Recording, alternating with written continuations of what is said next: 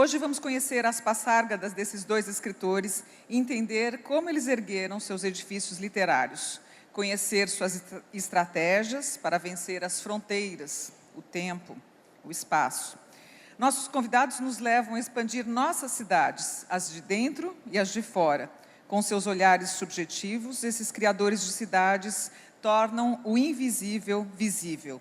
Tem a cidade mais interior do sujeito, do eu poético, e há o espaço da cidade, tornado mítico, poético pela literatura. Vamos começar com João Omino, que é claramente um apaixonado pela fotografia.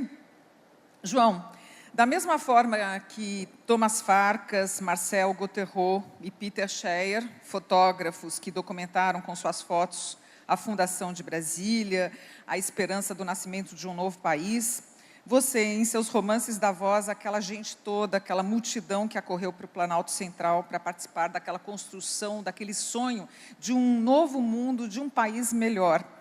Você é um homem nômade, como eu disse, viveu por várias cidades e continua trabalhando pela diplomacia em várias capitais do mundo. Por que Brasília como cenário? Conta para a gente. Bom, talvez por essa mesma razão. Como eu sou um migrante permanente, estou sempre mudando de cidade, eu achei que a minha literatura precisava de um pé na terra, de uma referência básica. E resolvi, basicamente, criar a minha Brasília. Acho que haverá tantas Brasílias quanto escritores ou pessoas existam. E essa minha é um pouco uma Brasília mítica, simbólica, porque esse é um projeto que acompanhou toda a história do Brasil independente, associado a uma ideia de modernização do Brasil. E essa Brasília imaginária, simbólica, utópica, pode ser contrastada com uma experiência real da Brasília de hoje, que é muito parecida com outras cidades brasileiras, com todos os problemas urbanos das cidades brasileiras, com a violência, com a desigualdade social e assim por diante. Esse contraste também é interessante. Então, eu posso trazer para Brasília não apenas vivências minhas em outras terras, como também o Brasil como um todo, porque não apenas Brasília é um sonho do Brasil, foi, ao longo do tempo, desde antes da independência do Brasil, mas também porque Brasília é uma espécie de cruzamento de todos os Brasis. Há em Brasília essa mistura de Brasis e, portanto, através de Brasília, eu posso também ver o Brasil de maneira geral. E para Brasília eu posso trazer até mesmo o Nordeste, onde eu nasci. Então, eu tenho, na verdade, personagens nos meus romances que vêm de várias regiões do Brasil, inclusive duas personagens, pelo menos, que são nordestinas, que estão presentes em todos os 5 romances. Já já vamos ter ocasião de conversar mais sobre os personagens.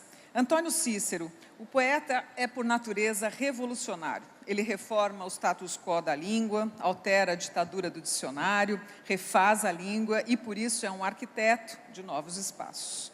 Ao lermos sua poesia, passeamos pelas praias, pelo Leblon, Copacabana, Corcovado, Dias Ferreiras, diversos cartões postais do Rio. Mas como essa cidade te afeta, Antônio Cícero? Como as cidades ou o Rio de Janeiro? O Rio de Janeiro. Bom, me afeta porque eu moro lá e morava lá desde garoto. Agora, principalmente, é o que eu mostro um pouco no poema Cidade e os Livros, porque em determinado momento,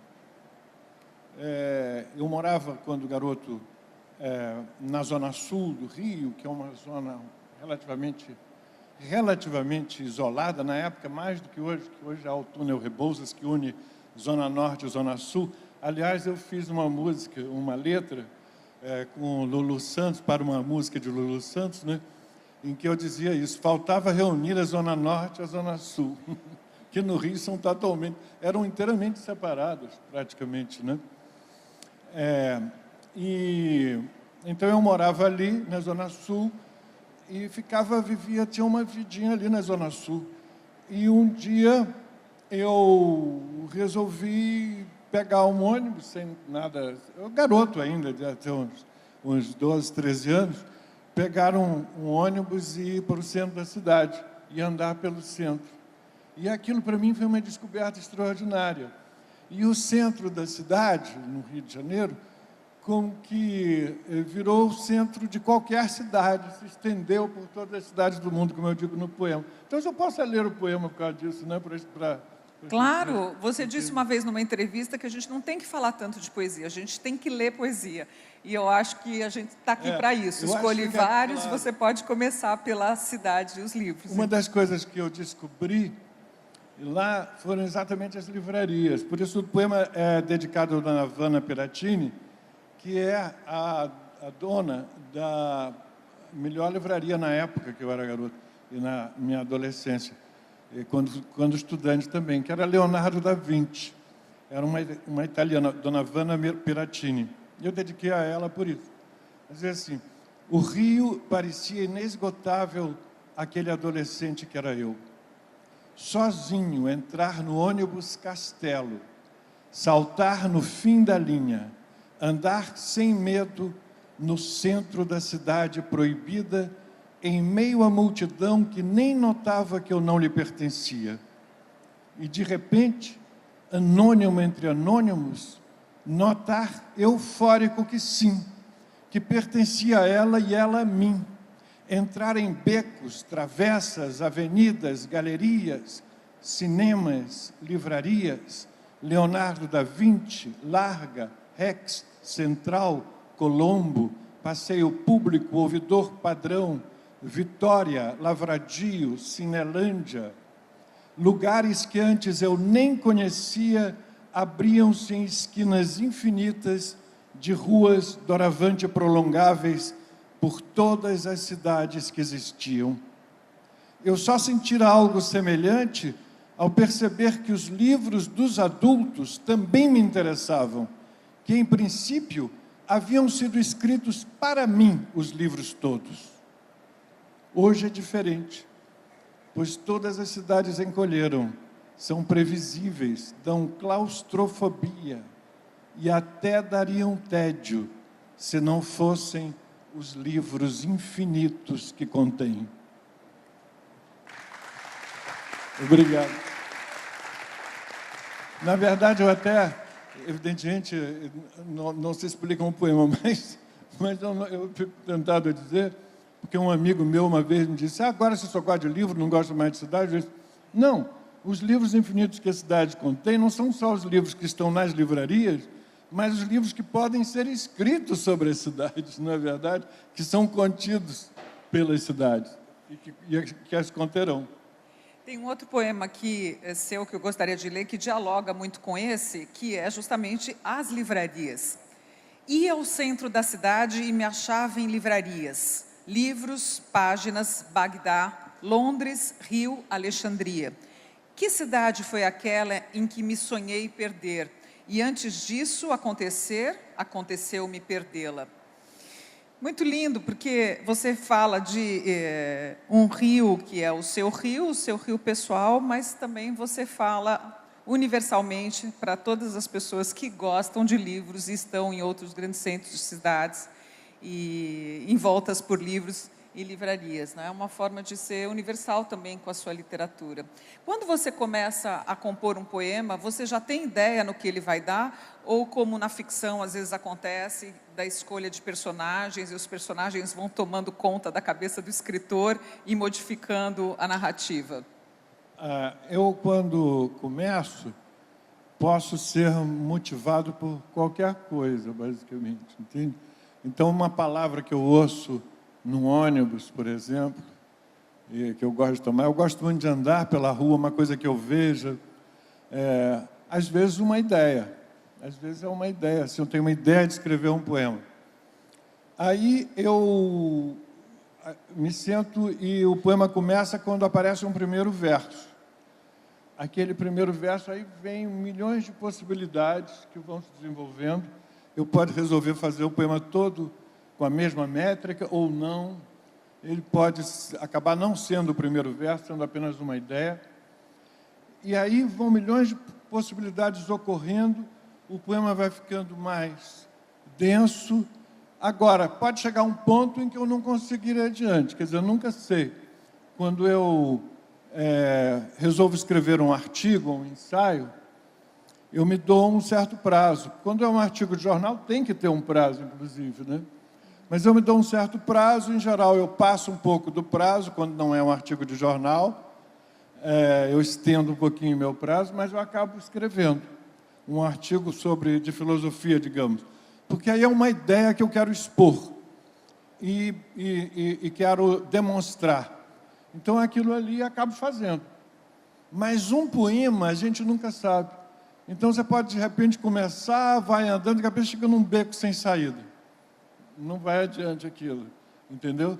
Ou então vai muito tempo depois. Eu até trouxe um trecho do Manuel Bandeira, falando sobre como ele fez Pasárgada, que Pasárgada é uma cidade ideal, né? As cidades de que eu falo são cidades reais, de maneira geral. Pasárgada era uma cidade ideal, como as cidades ideais, às vezes, muitos poetas falam, né? Como Baudelaire, por exemplo, L'Invitation au Voyage, que o Bandeira cita, ou então a cidade de Coleridge, de Kubla Khan, né? Agora, eu falo de cidades bem reais. Mas o Manuel Bandeira, e eu acho lindo isso, por isso que eu trouxe para ler do Manuel Bandeira, afinal, ele é um poeta.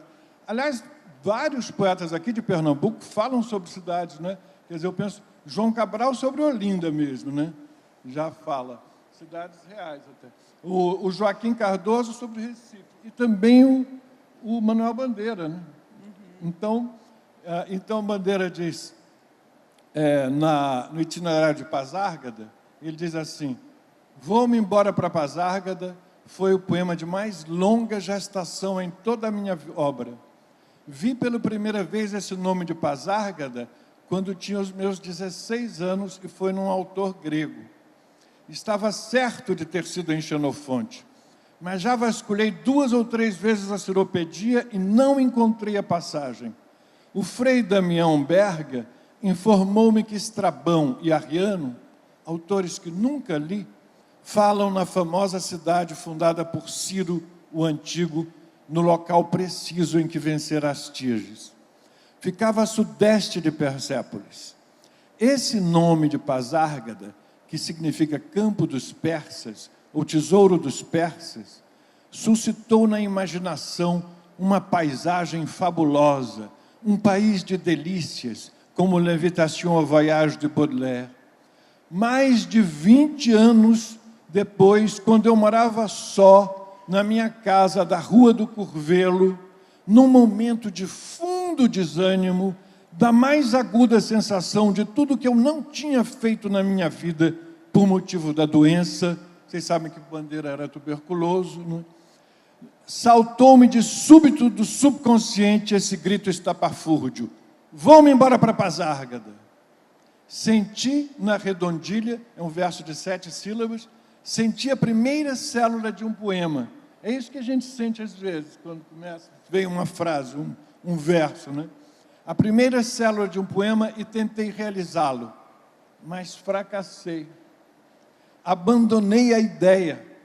Alguns anos depois, em idênticas circunstâncias de desalento e tédio, me ocorreu o mesmo desabafo da vida besta. Desta vez, o poema saiu sem esforço, como se já estivesse pronto dentro de mim. Gosto desse poema porque vejo nele em esboço toda a minha vida, e também porque parece que nele soube transmitir a outras pessoas a visão e promessa da minha adolescência. Essa Pasárgada, onde podemos viver pelo sonho o que a vida madrasta não nos quis dar. Não sou arquiteto, como meu pai desejava. Não fiz nenhuma casa, mas reconstituí uma cidade ilustre, que hoje não é mais a Pasárgada de Ciro, e sim a minha Pasárgada. É uma beleza, né? Muito bom. É Bandeira. É muito bom. Olha, e tão difícil quanto fazer poético é a construção de uma narrativa e a construção de uma obra, de um edifício literário. João, a gente, quando pensa que você levou 16 anos para construir os seus 5 romances em cima de Brasília, pensa, será que ele já tinha uma ideia lá no início de que seria um quinteto? Né, de que você... e você usou várias estratégias para cada um dos seus livros diferentes, né, para falar de Brasília. Inclusive, eu estava olhando aqui, a publicação do primeiro, que foi Ideias para Onde Passar o Fim do Mundo, em 1987, o país estava já entrando, né, saindo lá das diretas, entrando naquele espírito de redemocratização, de fortalecimento das instituições. E você, assim, não caiu nessa tentação de fazer uma abordagem política, né? Você realmente conta a Brasília através dos seus personagens. Então, eu queria saber como é que foi, se você já pensava em que seriam 5 livros, para cada um você pensou, você foi piano a piano, passo a passo, o primeiro foi de um jeito, o segundo de outro. De fato, a maturação é lenta, no meu caso. E entre cada romance, entre cada 2 romances, eu passei uma média de 7 anos. À exceção do último, Cidade Livre, foi escrito num período mais curto que os romances anteriores. Eu, quando comecei, você se referiu a isso, quer dizer, já era o início do processo de democratização, eu achava que a literatura, a ficção, tinha que procurar um novo horizonte no Brasil. Nós havíamos deixado aquele período da ditadura, a literatura tinha sido muito marcada por ele, uma literatura comprometida, né, com a luta, digamos, contra a ditadura, uma literatura de denúncia, que em alguma medida até se substituía aos jornais nessa denúncia. Eu achava que era necessário, portanto, buscar um horizonte novo. Eu venho do Nordeste, eu nasci no Nordeste. Uma opção que eu teria seria, por exemplo, situar as minhas histórias no Nordeste, na minha cidade, Mossoró, por exemplo. Mas eu achava que essa não era uma saída interessante para mim, porque isso poderia ser visto como uma espécie de revisitação do regionalismo nordestino, que eu admiro muito. Até hoje, Graciliano Ramos, para mim, é um grande mestre. E continuo lendo Graciliano, um autor que eu li muito cedo, aos 14 anos de idade. Brasília era uma espécie de vazio, ainda é em grande medida, mas naquela altura, sobretudo, era isso. Uma cidade relativamente sem história, do ponto de vista cultural e da literatura, sem uma grande tradição.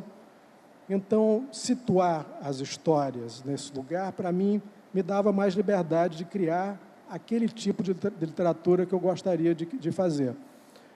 Meu primeiro romance, Ideias para Onde Passar o Fim do Mundo, ele pode ser lido, se assim se quiser, como um conjunto de contos que estão alinhavados, quer dizer, existe o romance lá, mas o romance não é narrado propriamente. O romance pode ser lido. O leitor pode fazer as interconexões entre esses contos e ler o romance. Mas cada um desses contos tem um personagem principal. E, quando eu publiquei esse primeiro livro, eu achava que eu poderia, depois, centrar romances, os outros romances, nesses personagens. Haveria um romance da profetisa Iris Kelemen, que é uma personagem do primeiro livro, haveria um romance da Berenice, que é uma nordestina que migrou para Brasília, haveria um romance do Paulo Antônio Fernandes, que é o primeiro presidente negro do Brasil, e assim por diante. Esse projeto eu não levei adiante, porque já no segundo romance eu me dei conta que muito do que eu queria dizer eu já tinha dito. Tinha dito através desses personagens, através de outros personagens secundários. Então, o projeto ele não foi levado a cabo da maneira como eu havia imaginado. Mas alguns desses personagens do primeiro romance, de fato, eles passaram a ser personagens centrais de livros posteriores. Por exemplo, o fotógrafo do primeiro romance, que o romance também pode ser lido como, no fundo, a explicação de uma fotografia. Existe uma fotografia e, a partir daquela fotografia, os capítulos vão se desenvolvendo em torno de personagens que estavam presentes na fotografia, ou que deveriam estar na fotografia e não estavam naquela hora. Mas, enfim, há uma fotografia. O fotógrafo desse primeiro romance vai ser o narrador do livro das emoções. Do livro das emoções, que é um livro, digamos, que é um livro que descreve fotografias. O personagem, nessa altura, já cego, ele procura recuperar pela memória fotografias nas quais há uma grande carga de emoção. São aquelas fotografias que foram profundamente importantes para ele. Então, pela memória, ele recupera essas fotos, e o que o leitor lê é a descrição de cada uma dessas fotos. João, eu ia te Sim. sugerir de você escolher um trecho. Enquanto você fica procurando, eu vou exemplificar exatamente o que ele está falando, que é uma maneira muito interessante de você construir uma narrativa, né? Quer dizer, ele vai, a partir de fotos, desenrolando a história, só que as fotos não estão aqui, né? Ele descreve um pouco e reflete sobre as fotos. Então, um trechinho curto, enquanto você escolhe um outro para ler. Revelei a foto da paisagem japonesa, pensando em mostrar a Antonieta a carga de desejo contida naquela imagem. Foto de uma ausência, a de número 10, reproduzida acima. Quem não sente a ausência de Antonieta naquela foto, nem ouve as batidas de meu coração, crê tratar-se de uma plácida paisagem de cartão postal. Então, é muito interessante, porque você não está descrevendo a foto, mas você está sugerindo, né? Você escreve fotografando. É uma tomada de partido pela palavra. Isso, aliás, eu fiz ao longo de todo o meu trabalho. O primeiro romance tem um diálogo, digamos, com o cinema, o segundo romance tem um diálogo com a computação, com a informática, esse tem um diálogo com a fotografia, o quinto romance tem um diálogo com o blog. Em nenhum desses casos, eu dou prioridade àquele outro meio. A minha prioridade é a palavra. E é por isso que o fotógrafo é cego, as fotografias existem na memória dele, e é por isso que o leitor tampouco vê as fotos. O leitor lê as fotos desse livro. Então, eu vou ler aqui também o seguinte: o livro é composto da seguinte maneira: descrição das fotos e, ao mesmo tempo, um diário que é o diário em que o fotógrafo descreve o que ele está pretendendo fazer, o trabalho que ele está pretendendo fazer. Então,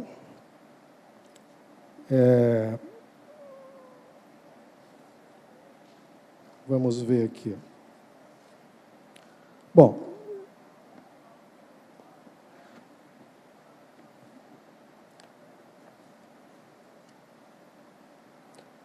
ainda acho complicado mudar textos de lugar me fiando apenas nos ouvidos. Não importa.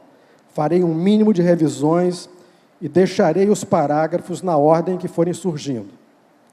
Aí vem outra anotação. Noite de São João, 2h da manhã.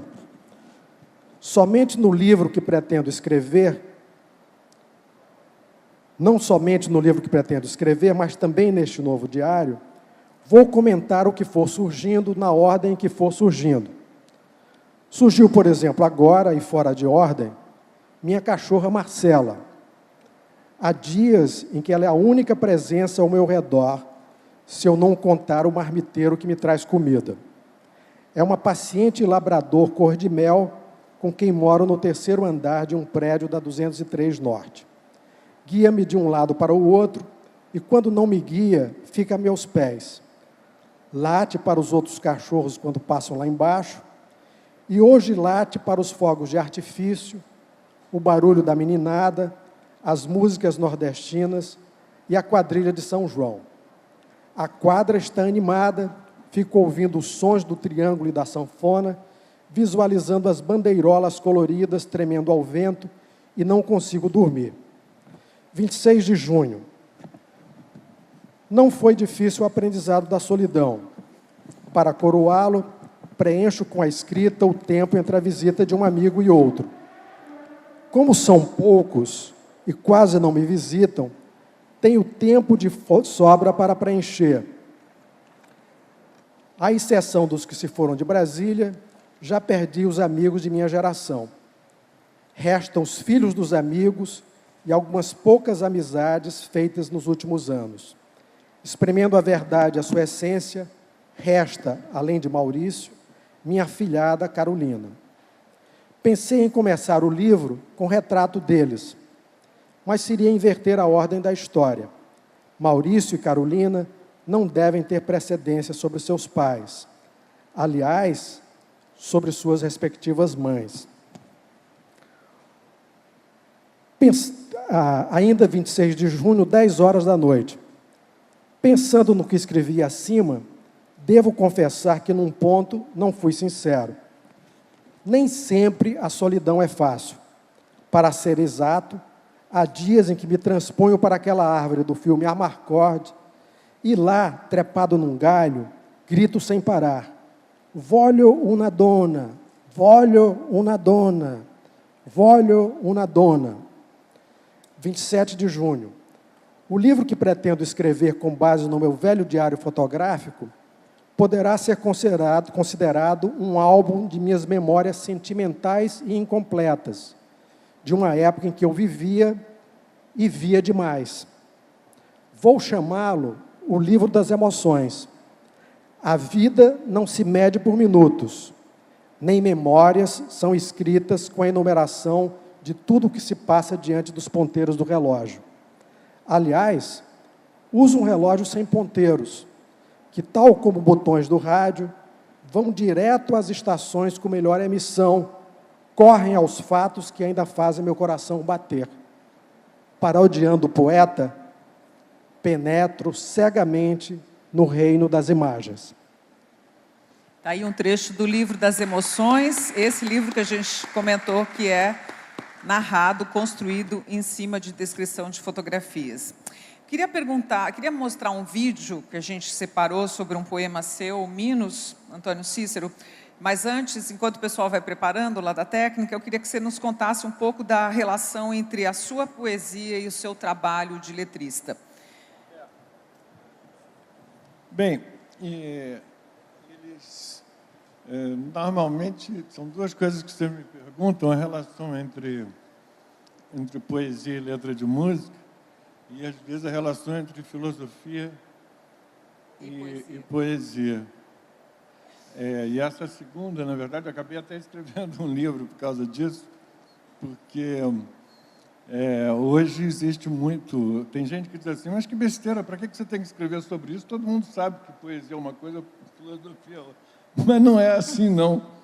Há muitas coisas hoje que têm sido escritas por filósofos, inclusive, em que lamentam o momento em que a poesia se teria separado da filosofia.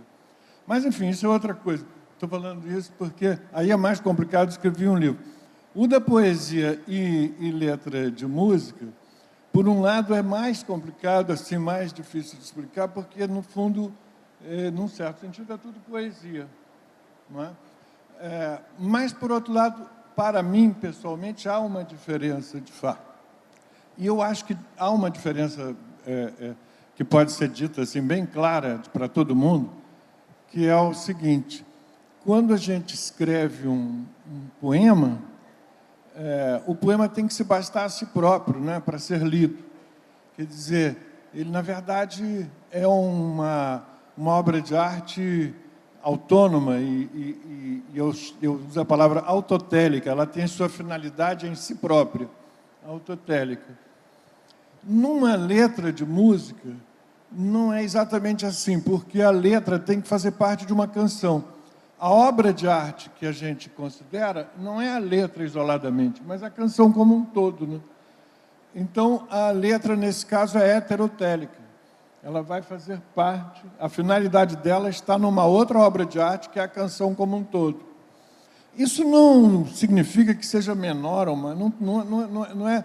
Isso muitas vezes é usado para dizer que a poesia, a letra, é uma coisa superior, porque é autotélica, a outra é heterotélica. Mas você gosta, assim, você gosta de ouvir suas letras quando você é surpreendido, de repente, no trânsito, no carro, com uma música sua, assim?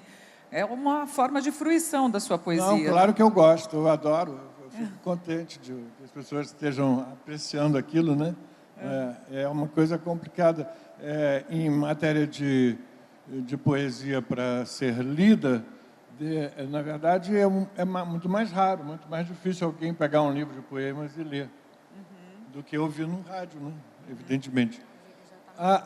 Agora, o que eu digo que é diferente para mim, é que quando eu vou escrever um poema, eu me sento e escrevo, às vezes sai, às vezes não sai, como eu digo. Mas quando eu vou fazer uma letra, normalmente eu faço uma melodia que alguém me dá. Então eu fico ouvindo aquela melodia e eu coloco as sílabas correspondentes às notas. E tem que ter uma correspondência muito séria mesmo, porque tem que... Há notas, enfim, em determinados momentos você tem que ter as sílabas tônicas, as sílabas átonas, tem que corresponder a notas agudas, graves, enfim, há uma certa técnica. Mas, quando eu recebo a música, eu primeiro fico pensando muito na música, até que aquilo me sugira uma letra. Então, a música já sugere. A poesia não, é outra coisa aleatória. Ali é a música. Segundo, o parceiro ou a parceira que me deu aquela música, também me sugerem muitas coisas. Se eu for fazer uma letra para a Marina ou para a Adriana, já são diferentes. Marina é muito diferente de Adriana. Se eu for fazer uma letra para João Bosco, é bem diferente também, porque é ainda mais diferente, ou para Lulu Santos. Aproveitando aqui disso que você está falando, né, que é a mediação, né, de quem está cantando, interpretando o seu poema, chegou uma pergunta aqui da plateia, que diz assim: gosto muito dos poemas musicados de vários poetas, né? Para você, depois de musicados, lhe causa uma certa estranheza? Ao final, ele foi gestado inicialmente com uma outra musicalidade. É assim mesmo? Olha, muitas vezes musicaram poemas meus, que já estavam prontos, foram feitos para ser lidos. Recentemente, o José Miguel Wisnik pegou um poema meu chamado Os Ilhéus e fez uma música linda. Eu adorei, ficou muito bonito. Já aconteceu de pegarem um poema e porem uma música e eu achar que era totalmente inadequada. Não vou dizer quem foi, mas eu achei completamente equivocada. Por isso, eu prefiro sempre ouvir a música e eu pôr a letra, porque aí eu dou a palavra final, na verdade. Agora, vocês sabem que, às vezes, eu faço, por exemplo... Eu penso na música, penso no parceiro e, às vezes, penso na pessoa que vai cantar, que pode não ser o parceiro. Então, uma vez eu fiz uma música para Maria Bethânia, e, junto com Marina. E um grande amigo meu, o Ali Salomão, também foi convidado pela Bethânia para fazer uma música para ela, uma música junto com Caetano. O Ali fazia ao contrário de mim. Ele gostava de fazer a letra primeiro e depois aquilo era musicado. Porque ele dizia, inclusive, que a poesia não pode, de maneira nenhuma, se subordinar à música. Eu dizia, mas o Ali, você fazendo a letra, essa é a minha tese, você tem a palavra final, mas não convenceu, não adianta, a gente não chegava a... Vamos mostrar, então, o vídeo do Minos, e aí depois você diz se você gostou desse resultado. É uma outra forma de fruição, né, da poesia, que eu acho interessante hoje pela internet, que são pequenos clipes em cima de poesias. Dá para soltar, então, o Minos? Ok. Não ocultei o monstro. Jamais hei de ocultá-lo. Jamais erguerei paredes para vedá-lo às vistas dos curiosos e maledicentes. Jamais hei de exilá-lo. Ao contrário, plantei-o no trono do salão central do palácio que ergui para abrigá-lo, na capital do meu reino, no umbigo desta ilha que eu mesmo tornei eixo do mundo. que para ele convirjam todos os turistas, todas as rotas marinhas, todas as linhas aéreas, todos os cabos submarinos, todas as redes siderais. Construir canais, estradas, viadutos, ferrovias, funiculares, pontes, túneis até o palácio. Depois, áditos, limiares, entradas, umbrais, ânditos, elevadores, passagens, escadas, travessas, portas, servidões, rampas, vielas, passadouros, escadarias, portões, soleiras, portelas, caminhos, galerias, sendas, portais, cancelas, áditos, limiares, entradas, umbrais, ânditos, elevadores, passagens, escadas, travessas, portas, servidões, rampas, porteiras, vielas, passadouros, escadarias, portões, soleiras, portelas, caminhos, galerias, sendas, portais, cancelas, áditos, limiares, entradas, umbrais, ânditos, elevadores, passagens, limiares, entradas, travessas, umbrais, portas, servidões, rampas, umbrais, vielas, passadouros, portões, soleiras, portelas, caminhos, galerias, sendas, portais, áditos, limiares, entradas, umbrais, ânditos, elevadores, passagens, entradas, umbrais, passagens, entradas, umbrais, passagens, entradas, umbrais, passagens, entradas, umbrais, portas, servidões, rampas, vielas, passadouros, portões, soleiras, portelas, caminhos, galerias, sendas, portais, servidões, rampas, vielas, passadouros, portões, soleiras, portelas, galerias. Ficou interessante essa arquitetura do poema recitado, com a música e com as fotos do Roberto Doisneau. Queria que você nos falasse dessa arquitetura, como é que você construiu essas rampas, umbrais, passagens, galerias, pontes, ruelas, vielas. Essa coisa do labirinto, para mim, acaba sendo um labirinto de palavras, né? E, na verdade, é um pouco isso. Eu acho que, numa obra de arte, muitas vezes a gente não sabe se a obra é labirintina, no certo sentido.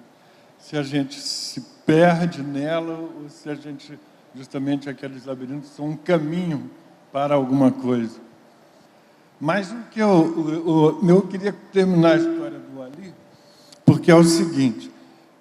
Aí a Marina me deu uma música e eu escrevi uma letra e resolvemos dar para a Bethânia. Aí todo dia o Ali e eu nos ligávamos. E aí, conseguiu escrever? Não, eu não, também não sei o que, aquela coisa.